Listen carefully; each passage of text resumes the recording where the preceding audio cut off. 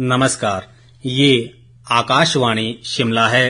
अब आप ज्ञान ठाकुर से प्रादेशिक समाचार सुनिए। लोक निर्माण मंत्री विक्रमादित्य सिंह ने कहा है कि हिमाचल प्रदेश हाईकोर्ट के दिल्ली स्थित हिमाचल भवन को कुर्क करने का आदेश कोई नया मामला नहीं है।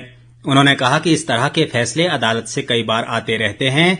विक्रमादित्य सिंह ने आज शिमला में पत्रकारों से बातचीत में कहा कि ये मामला सरकार पर देनदारियों को लेकर है और सरकार इस मामले में सुप्रीम कोर्ट जा सकती है या फिर इसे बातचीत से सुलझाने के लिए कानूनी राय ले सकती है। उन्होंने नेता प्रतिपक्ष जयराम ठाकुर को हर मामले में राजनीति न करने की नसीहत दी और कहा कि इससे पहले जंगी थोपन पावर प्रोजेक्ट को लेकर भी इसी तरह का फैसला आ चुका है। उन्होंने कहा कि ये मामले नए नहीं हैं बल्कि पिछली सरकारों के हैं, इसलिए नेता प्रतिपक्ष को ऐसे मामलों में राजनीति के अवसर नहीं तलाशने चाहिए। उन्होंने जयराम ठाकुर को केंद्र से हिमाचल के हक दिलाने के लिए सहयोग करने की भी अपील की। पूर्व प्रधानमंत्री स्वर्गीय इंदिरा गांधी को आज उनकी जयंती पर प्रदेश भर में भावभीनी श्रद्धांजलि अर्पित की गई। मुख्य समारोह शिमला के रिज मैदान पर हुआ, जहां मुख्यमंत्री सुखविंदर सिंह सुक्खू ने स्वर्गीय इंदिरा गांधी की प्रतिमा पर पुष्पांजलि अर्पित की। मुख्यमंत्री ने इस मौके पर कहा कि स्वर्गीय इंदिरा गांधी के दूरदर्शी निर्णयों ने भारत को विकास का मजबूत आधार प्रदान किया। उन्होंने कहा कि भूमि सुधार और बैंकों का राष्ट्रीयकरण इंदिरा गांधी की दूरदर्शी नीतियों का प्रमाण है, जिससे आम आदमी लाभान्वित हुआ है। प्रदेश कांग्रेस कार्यालय में भी इस मौके पर श्रद्धांजलि समारोह का आयोजन किया गया। भाजपा के वरिष्ठ नेता व विधायक विक्रम ठाकुर ने कहा है कि मुख्यमंत्री सुखविंदर सिंह सुक्खू के नेतृत्व वाली प्रदेश की कांग्रेस सरकार का 2 वर्ष का कार्यकाल विफलताओं भरा रहा है। उन्होंने आज शिमला में पत्रकारों से बातचीत करते हुए कहा कि अब मुख्यमंत्री सरकार के सत्ता में 2 साल पूरे होने पर अपनी विफलताओं का भी जश्न मनाने जा रहे हैं। विक्रम ठाकुर ने कहा कि कांग्रेस सरकार ने कभी शौचालय कर तो कभी समोसा प्रकरण की जांच करवाकर देश भर में हिमाचल की छवि को खराब किया है। उन्होंने मुख्यमंत्री पर बेहतर काम करने वाले अधिकारियों को प्रताड़ित करने का भी आरोप लगाया।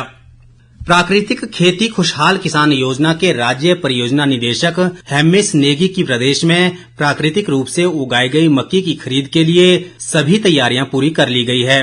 उन्होंने आज शिमला में कहा कि इस कार्य के लिए 24 खरीद केंद्र बनाए गए हैं और किसानों से 30 रुपए प्रति किलो के हिसाब से मक्की खरीदी जा रही है। हेमिस नेगी ने कहा है कि हिमाचल सरकार ने प्राकृतिक खेती से पैदा की गई मक्की और गेहूं के लिए पूरे देश में सबसे अधिक न्यूनतम समर्थन मूल्य दिया है। उन्होंने कहा कि आने वाले सीजन में योजना के तहत गेहूं की खरीद 40 रुपए प्रति किलो के हिसाब से की जाएगी।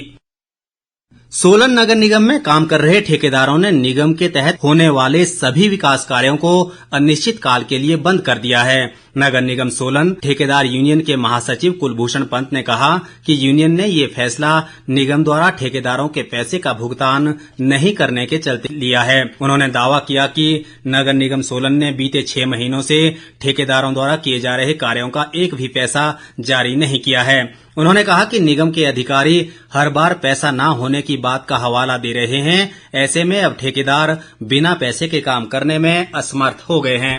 आकांक्षी जिला चंबा में रेडियोलॉजिस्ट के अभाव में स्वास्थ्य सेवाएं अधिक प्रभावित हो रही हैं, जिससे लोगों को परेशानी का सामना करना पड़ रहा है।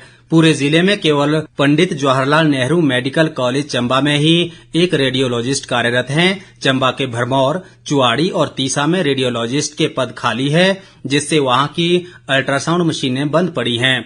पूरे जिला से रोगियों को अल्ट्रासाउंड करवाने के लिए मेडिकल कॉलेज चंबा आना पड़ता है, जिससे उन्हें आर्थिक सहित मानसिक परेशानी से भी जूझना पड़ रहा है।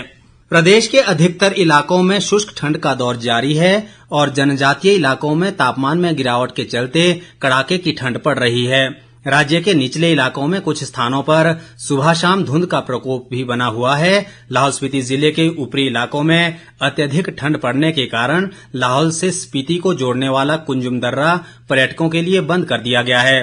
उपायुक्त राहुल कुमार ने बताया कि कोकसर से लोसर मार्ग पर केवल सुरक्षा व आपातकालीन 4x4 वाहनों को सुबह 11 बजे से दोपहर 1 बजे तक आवाजाही की अनुमति होगी।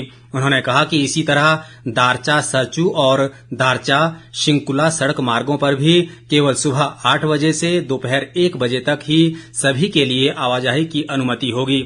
इसके साथ ही ये समाचार बुलेटिन समाप्त हुआ। नमस्कार।